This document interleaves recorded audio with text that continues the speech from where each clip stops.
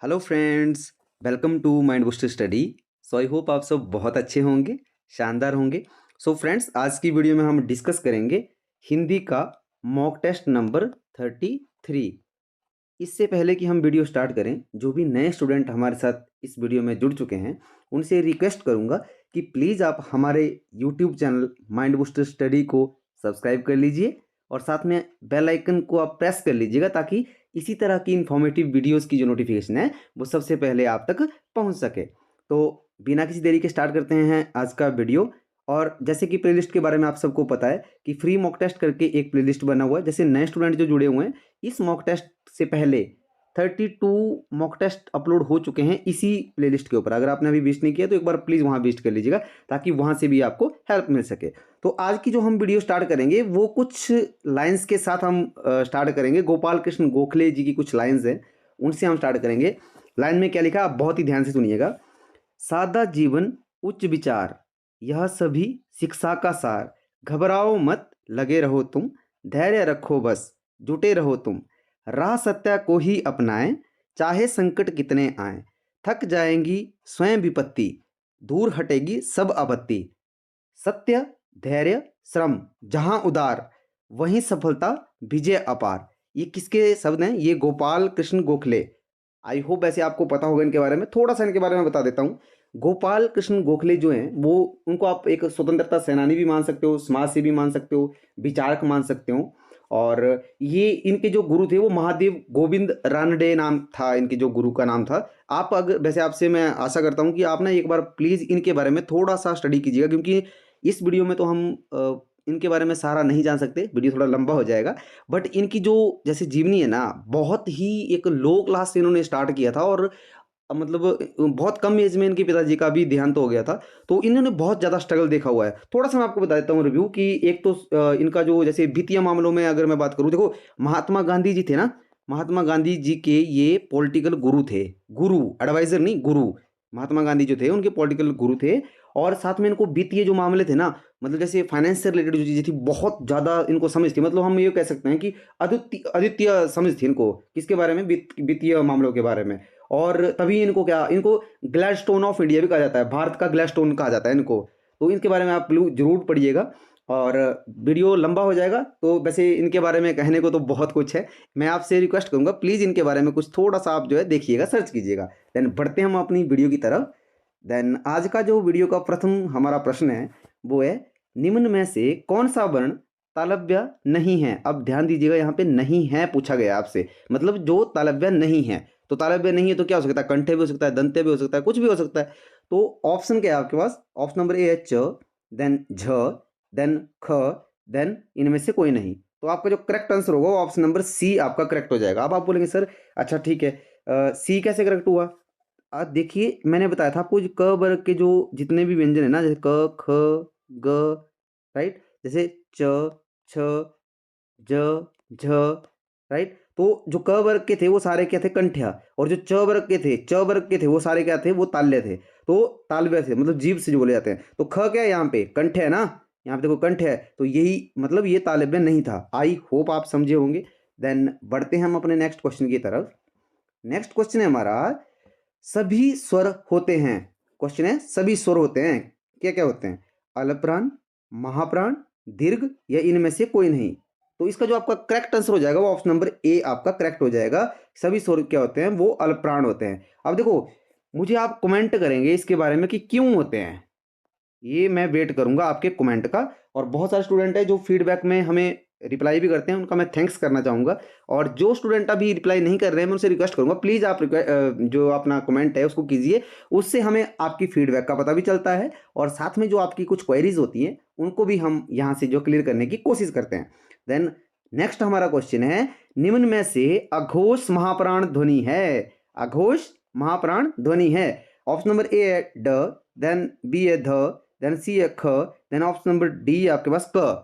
तो इसका जो करेक्ट आंसर होगा वो ऑप्शन नंबर सी आपका करेक्ट हो जाएगा। देखो इस मॉक टेस्ट में मैं अघोष और सुघोष के बारे में नहीं बताऊंगा। प्रीवियस जो मॉक टेस्ट था उसमें मैंने बहुत ही डिटेल में बताया था आपको सुघोष क्या होते हैं, अघोष क्या होते हैं। तो इसका करेक्ट आंसर हो जाएगा option number C. I hope आप समझे होंगे। आप मुझे बताएंगे ड कौन सा व्यंजन है? ये आप मुझे कमेंट करेंगे। मैंने आपसे प्रॉमिस किया है कि मैं आपका रिवीजन भी साथ साथ में करवाता चलूँगा, तो ये आप मुझे कमेंट करेंगे। और जब भी आपने कमेंट करना है तो आपने एक तो आपने जैसे आप क्वेश्चन नंबर 3 का कर रहे हो तो क्वेश्चन नंबर 3 लिख लीजिए, इस तरह से लिखिए कि उसका जो आंसर है ए बी सी, राइट। या फिर जब आप ऐसा बोल रहे हो कि ड का बारे में आप बताना चाह रहे हो तो आपने पहले ड ऐसे लिखना है, फिर आगे इसको करना है, उधर लिखना है व्यंजन या स्वर जो भी हैं, फिर आगे लिखना है उसके बारे में, ताकि उससे हेल्प मिलती है हमें समझने के लिए, राइट। देन नेक्स्ट जो हमारा क्वेश्चन है, नेक्स्ट क्वेश्चन है शीत। शीत शब्द का विलोम शब्द है, विलोम माने विपरीत। बहुत ही मैंने डिटेल में करवाया हुआ है। और साथ में जो विलोम शब्द की अगर मैं बात करूं तो एक मैंने इसी चैनल के ऊपर एक संपूर्ण हिंदी करके एक प्लेलिस्ट है हमारा, संपूर्ण हिंदी करके, उसके ऊपर मैंने कुछ दिन पहले ही विलोम के बारे में जो है वीडियो दिया है। आपने बहुत ज़्यादा प्यार दिया आप सबने, आप सबके प्यार प्रेम सपोर्ट के लिए मैं तहे दिल से आपका आभारी हूँ, राइट। तो आशा करता हूँ कि आगे भी आप इसी तरह का प्यार देंगे, इससे ज़्यादा प्यार देंगे। तो जिन स्टूडेंट ने अभी नहीं देखी है विलोम शब्द की वीडियो, वो एक बार प्लीज़ वहाँ पे गो थ्रू कीजिएगा, ताकि आपकी जो डाउट है वो क्लियर हो सके। देन शीत का, इसमें बोला कि शीत का विलोम शब्द होगा, देखो ऑप्शन नंबर ए उष्ण, देन कृष्ण, देन ठंडा, या इनमें से कोई नहीं। तो आपका जो करेक्ट आंसर हो जाएगा वो ऑप्शन नंबर ए आपका करेक्ट आंसर हो जाएगा। उष्ण क्या है, उष्ण शीत का विलोम शब्द है। अब विलोम शब्द से रिलेटेड कुछ एक फैक्ट बता देता हूं। मैंने क्या बताया था, जैसे नए जो स्टूडेंट हमारे साथ जुड़े हों वो यहाँ पे भी देख लें, उसके बाद उस वीडियो को भी देखिएगा।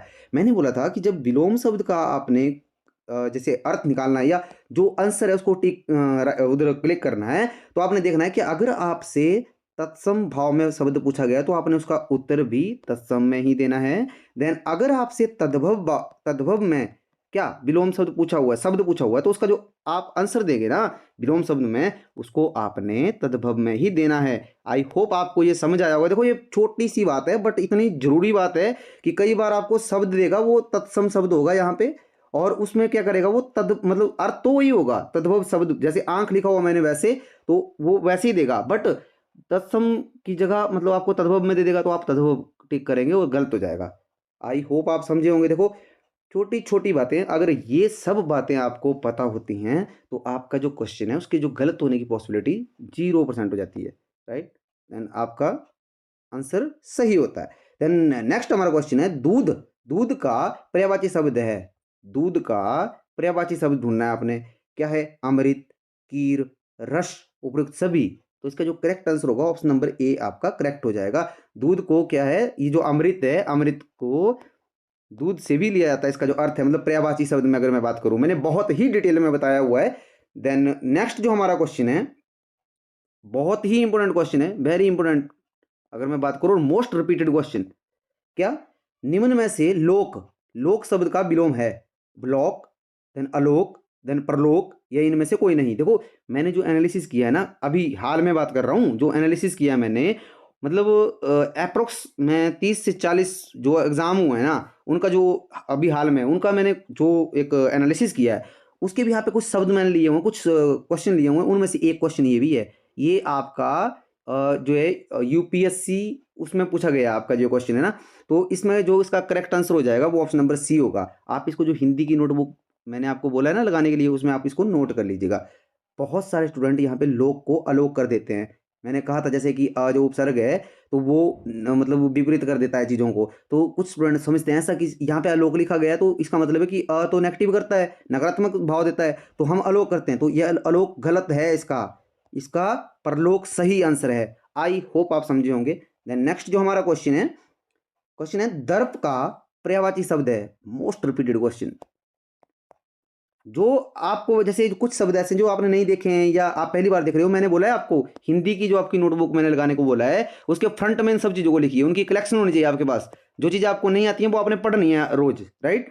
देन यहाँ पे बेटा, व्यथा, अहंकार, देन विनम्रता। तो दर्प, दर्प का जो मतलब सही पर्यायवाची होगा वो अहंकार होगा। अब देखो इसको रिलेट टेक्निक लगाऊं, यहाँ पे भी पर्यायवाची शब्द में बोला था। देखो दर्प से जब दर्प पढ़ते हैं तो हमें सर्प की याद आती है हमेशा, ऐसे मतलब भाव आता है कि सर्प, दर्प और सर्प, राइट। तो सर्प, सांप जो होता है वो बुरा ही होता है ना, मतलब मैक्सिमम केस में बुरा ही होता है, तो वो मतलब सांप की तरह क्या होता है, वो अहंकार जो होता है ना वो बुरा होता है। इस तरह से आप इसको रिलेट करके भी समझ सकते थे। आई होप यहाँ तक आपको समझ आया होगा। देन अगर अभी तक किसी स्टूडेंट ने हमारे व्हाट्सएप ग्रुप को या टेलीग्राम में या इंस्टाग्राम पे ज्वाइन नहीं किया है तो डिस्क्रिप्शन में लिंक होगा, वहाँ से आप ज्वाइन कर लीजिएगा, ताकि यहाँ पे आपको कुछ न्यू वीडियोस के बारे में भी बताया जाता है, जो आपकी कुछ जॉब हैं, जैसे जॉब नोटिफिकेशन के बारे में कुछ आपको जो है पीडीएफ भी प्रोवाइड करवाए जाते हैं। तो प्लीज़ अगर आपने अभी तक यहाँ पे जो ज्वाइन नहीं किया है तो एक बार प्लीज़ यहाँ पे जो है वो ज्वाइन कर लीजिएगा। देन बढ़ते हैं हम अपने नेक्स्ट क्वेश्चन की तरफ।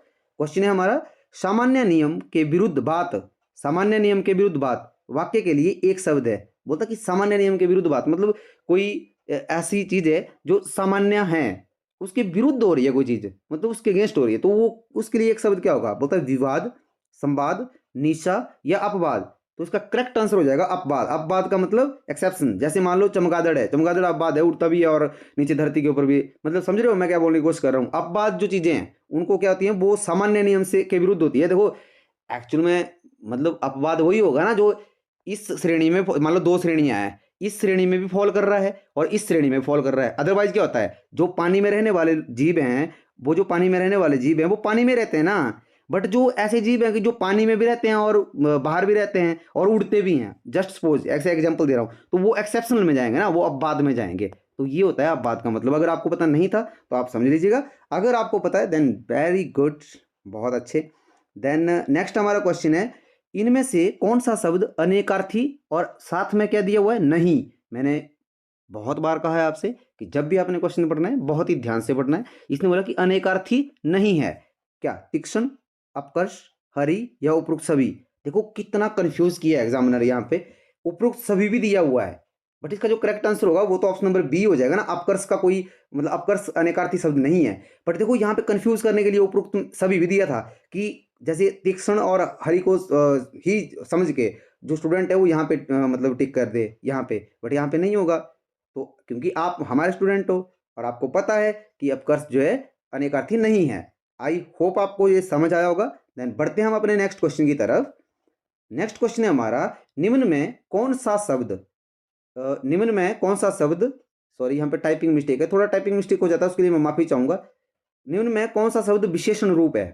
मतलब विशेषण पहचानना है आपने इनमें से, ये जो ऑप्शन दिए हुए हैं इनमें से विशेषण कौन सा है? देखो नैतिक, अज्ञान, पीड़ा या उपयुक्त सभी। तो इसका जो करेक्ट आंसर होगा वो ऑप्शन नंबर ए आपका करेक्ट आंसर हो जाएगा। क्या हो जाएगा? ऑप्शन नंबर ए आपका करेक्ट हो जाएगा। आप मुझे बताएंगे कि अज्ञान जो है ना, अज्ञान कौन सा शब्द है इसमें? विशेषण है, विशेष्य है, क्या है? देन जैसे पीड़ा है, ये भी आप मुझे कमेंट करेंगे। इन दोनों को आप कमेंट करेंगे, मैं आपकी कमेंट का वेट करूंगा। देन नेक्स्ट जो हमारा क्वेश्चन है वो है, गरीब दिवस किस शब्द का समानार्थी है? दिन दिन, दिन दिन, दिन दिन, देन इनमें से कोई नहीं। मतलब शुद्ध वर्तनी का जो प्रश्न होता है वो भी यहाँ से हम क्लियर करेंगे। देखो यहाँ पे दिन दिन दिया हुआ है इसने, देन दिन किया हुआ है, फिर दिन किया हुआ है, देन दिन किया हुआ है, फिर दिन किया हुआ है। तो इसका जो करेक्ट आंसर होगा वैसे स्टूडेंट वो आपका ऑप्शन नंबर सी हो जाएगा। देखो दिन, दिन और दिन समानार्थी मतलब समान अर्थ रखने वाले, जैसे गरीब और दिवस, गरीब दिवस, उसी तरह से ये है। तो आपने इस तरह चीजों को ध्यान रखना है। आपने जो भी पढ़ना है उसको बहुत ही ध्यान से पढ़ना है। क्वेश्चन नंबर 12 है हमारे पास, निम्न में कंठक मोस्ट रिपीटेड और बहुत ही इंपॉर्टेंट, कंठक जो शब्द है, बोलता कंठक शब्द का अनेकार्थ शब्द नहीं है, पूछा हुआ यहाँ पे। क्या? विघन, सोना, कांटा या इनमें से कोई नहीं। इसका मतलब जो ऑप्शन अदर होंगे वो होंगे। मतलब जब ये बोल रहा है कि अनेकार्थ शब्द नहीं है, कौन सा है जो नहीं है, तो मतलब जो और ऑप्शन दिए हैं ये भी आपने समझना है, तो वो तो इसके होंगे। तो वैसे इसका correct answer option number B हो जाएगा। कंठक का क्या होगा कि ये सोना जो है, सोना इसका अनेकार्थी नहीं होता है। देन ये समझना आपने, जो विघ्न और कांटा है वो क्या होंगे या नहीं होंगे। तो ये आपने इस तरह से थोड़ा सा लॉजिकली भी सोचना है आपने चीजों को लेके ना। एक क्वेश्चन से हमने 2 से 3 क्वेश्चन जो है आपने करने होते हैं। देन नेक्स्ट जो आपका क्वेश्चन है वो है, मुकेश को अपशब्द नहीं बोलने चाहिए थे। तो मुकेश था कोई, उसको अपशब्द नहीं बोलने चाहिए थे। वाक्य में रेखांकित शब्द, देखो रेखांकित शब्द यहाँ पे क्या है? अपशब्द है, मतलब जिसको रेखांकित हाईलाइट किया हुआ, जिसको शब्द की पहचान करो। बोलते इस शब्द की पहचान करो कि ये क्या, ये अभिकारी है, सर्वनाम है, संज्ञा है या विशेषण है। तो इसमें जो आपका वैसे करेक्ट आंसर हो जाएगा वो ऑप्शन नंबर सी आपका करेक्ट हो जाएगा। आप शब्द क्या है? ये संज्ञा में आता है। किस में आता है? संज्ञा में। अच्छा एक सेकंड, अगर मैं आपको यहाँ पे ऑप्शन नंबर ई देता और मैं यहाँ पे लिखता कि विकारी, राइट, देन और एक ऑप्शन और देता एफ, इसमें लिखता कि ए व, सॉरी ए नहीं, माफ़ी चाहूँगा, इसमें मैं बोलता कि सी व ई दोनों हैं, दोनों। तो क्या ये सही होता या गलत होता?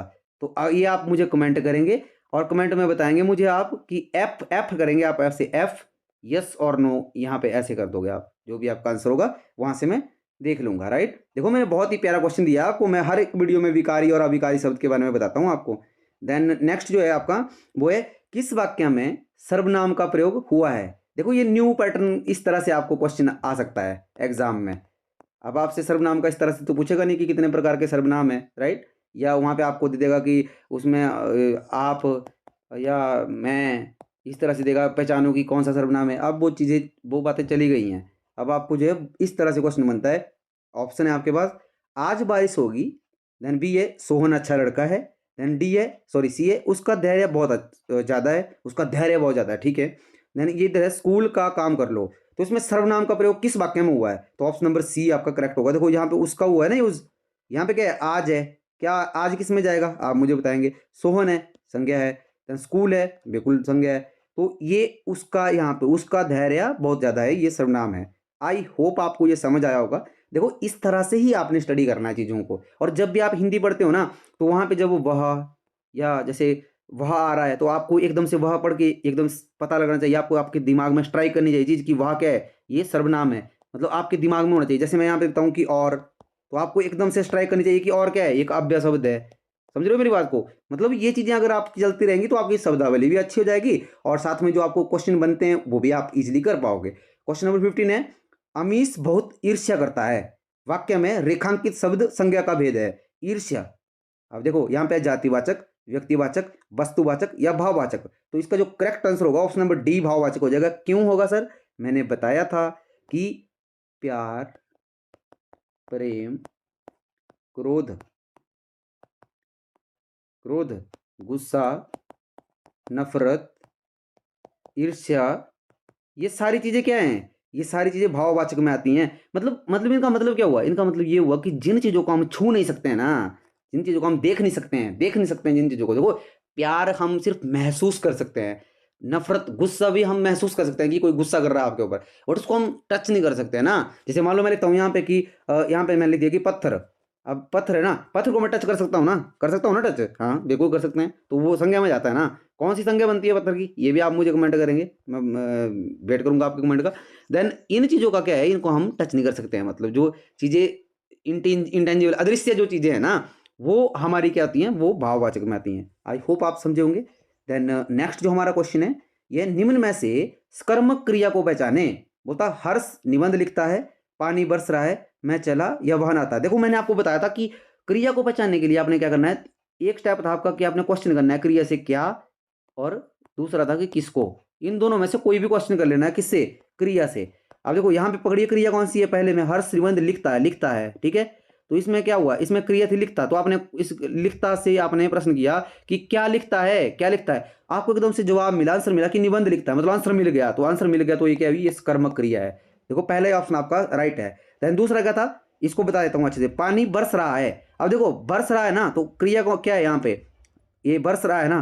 तो आपने पूछा कि क्या, देखो या इसने पूछा कि क्या क्या बरस रहा है। आप बोलोगे अभी कि सर यहाँ पे पानी, पानी क्या से नहीं आएगा, यहाँ पे कौन बरस रहा है। या चलो ठीक है, आपने क्या से ही कर दिया, क्या बरस रहा है, बट पानी तो करता है ना, यहाँ पे करता है ना पानी। जब आपको जवाब मिलेगा, और अगर कर्ता से जवाब मिला, तो क्रिया का जब कर्ता, क्रिया और कर्ता जब क्या होता है, क्रिया का प्रभाव कर्ता के ऊपर पड़ता है, तो वो अकर्मक क्रिया होती है। देखिए यहाँ पे मैं चला, चला, क्या चला, आप बोलेंगे मैं जो शब्द है वो क्या से नहीं आएगा, वो कौन से आएगा कि कौन चला। बट अगर मैं से आप इसको ले रहे हैं, तो मैं यहाँ पे करता है, तो कर्ता, क्रिया का जब कर्ता के ऊपर प्रभाव पड़ेगा तो वो अकर्मक क्रिया है। आई होप समझे होंगे। देन इसको आप अपने आप बनाएंगे कि ये वैसे है अकर्मक ही। देन इसको समझेंगे आप अपने आप से, मैं आपसे आशा करता हूँ। देन नेक्स्ट जो आपका क्वेश्चन होगा, ये है मुहावरों से आपका क्वेश्चन होगा। क्या क्या मुहावरा है? आदमी बनना, होता आदमी जैसा दिखना, काम पूरा हो जाना, अच्छा व्यवहार सीखना, या अन्य जीव का आदमी में परिवर्तित होना। तो इसका जो करेक्ट आंसर हो जाएगा ऑप्शन नंबर सी आपका करेक्ट हो जाएगा। अच्छा व्यवहार सीखना जो है वो आदमी बनने के बराबर होता है। देन क्वेश्चन नंबर 18 है हमारा, आसमान फट जाना। मुहावरे का सही अर्थ है चुगली करना, बहुत शोर करना, असंभव काम होना, या अचानक मुश्किल आ पड़ना। तो इसका जो करेक्ट आंसर होगा ऑप्शन नंबर डी आपका करेक्ट हो जाएगा। अचानक से जब कोई मुश्किल आ पड़ती है तो बोलते हैं ना हम कि ये तो इसके सर के ऊपर तो आसमान फट गया, कि इसके सर के ऊपर इतनी भारी मुश्किल पड़ गई है। आई होप आप समझ रहे होंगे। देखो आपको वाक्यों से, सेंटेंस से आपको रिलेट करना है मुहावरों को, तब आप ज़्यादा समझेंगे। देन 19 क्वेश्चन आपका, दूध का धुला होना मुहावरे का सही अर्थ है। ये आपके लिए होमवर्क के लिए क्वेश्चन है, आप मुझे कमेंट करेंगे, मैं वेट करूंगा आपके कमेंट का। देन आज की वीडियो का लास्ट प्रश्न, लास्ट बट नॉट लिस्ट, उसके बिना तुम कुछ नहीं हो। वाक्य क्या है? उसके बिना तुम कुछ नहीं हो। वाक्य में संबंध बोधक शब्द की पहचान करो। संबंध बोधक शब्द की पहचान करनी है आपने। अब देखो इसमें तुम, उसके, कुछ, या बिना, तो इसमें करेक्ट आंसर हो जाएगा बिना। अब देखो संबंध बोधक क्या हुआ, मतलब देखो जब भी कभी संज्ञा या सर्वनाम के पीछे जो भी अव्यय शब्द लगता है ना, जो भी अव्यय शब्द होते हैं वो किस में आते हैं? वो संबंध बोधक। देखो संबंध बोधक क्या बना है यहाँ पे, ये संबंध बोधक काउंट होते हैं वो। आई होप आप समझे होंगे इस चीज को। वीडियो आपको कैसा लगा है प्लीज हमें कमेंट में जरूर बताइएगा। अगर आपको वीडियो पसंद आए तो आप वीडियो को प्लीज शेयर कीजिए, लाइक कीजिए। जितना हो सकता है आप अपने फ्रेंड, कलीग, जो भी स्टूडेंट है जो तैयारी कर रहे हैं, उनको आप इस वीडियो को शेयर कीजिए ताकि उनको भी हेल्प मिल सके। वैसे मैं आप सबका बहुत थैंक्स करना चाहता हूँ। आपने free Hindi mock test series को बहुत ही ज़्यादा प्यार दिया है। मैं आशा करता हूं कि आप इससे भी ज़्यादा हमें प्यार देंगे। और हमारे चैनल के ऊपर जीके से रिलेटेड भी मैम, जैसे किरण मैम आपको तैयारी करवा रहे हैं, अगर आप जीके की तैयारी कर रहे हो प्लीज़ एक बार वहाँ विजिट कीजिएगा। और हमारे करंट अफेयर के नए न्यू जो फैकल्टी हैं, करण सर हमारे जो है करंट अफेयर के जो जैसे हमारी सीरीज है उसको कंटिन्यू कर रहे हैं। वो गिरिराज, आपने वैसे नाम सुना होगा इसका, गिरिराज जो सीरीज है, जैसे उसमें जो करंट अफेयर होते हैं या कुछ जीके क्वेश्चन होते हैं, कर्ण सर बहुत ही डिटेल में चीज़ों को पढ़ाते हैं, बहुत ही डिटेल में। एक बार आप एक सी वीडियो आप उठा के देख लीजिएगा, वहां से आप उसका अनुमान लगा सकते हैं। तो आज की वीडियो में इतना ही, मिलते हैं नेक्स्ट वीडियो में। तब तक आप अपना ध्यान रखिए, स्वस्थ रहिए, अच्छे से अपनी स्टडी करिए। Thank you. जय हिंद, जय हिमाचल।